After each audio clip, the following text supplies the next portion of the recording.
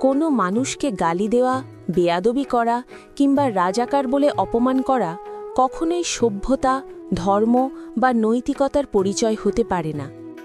ইসলাম তো দূরের কথা, কোনো ধর্মই মানুষকে মানুষ হিসেবে অপমান করার শিক্ষা দেয় না। ইসলাম বলে না কানাকে কানা বলো, খোড়াকে খোড়া বলো কিংবা কারোর অতীতকে টেনে এনে আজীবন ঘৃণার নিশানা বানাও। রাজাকার শব্দটি একসময় ইতিহাসের একটি নির্দিষ্ট প্রেক্ষাপটে ব্যবহৃত হয়েছে। এটি তখনকার অন্যায়, ভুল ও বিশ্বাসঘাতকতার পরিচয়ক ছিল।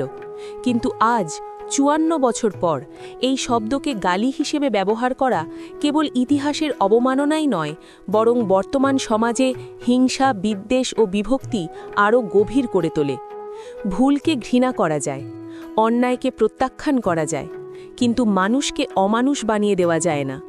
যদি কেউ ভুল করে থাকে, তবে সেই ভুলের সমালোচনা হোক যুক্তিতে, ইতিহাসে, প্রমাণে।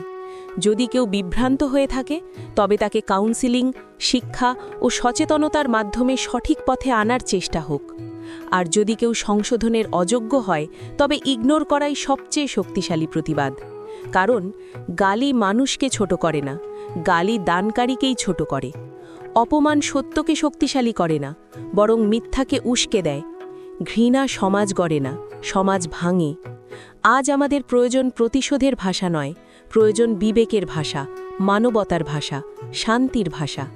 যে জাতি যুক্তির বদলে গালি বেছে নেয়, সে জাতি ধীরে ধীরে নিজের ভবিষ্যৎকেই অপমান করে।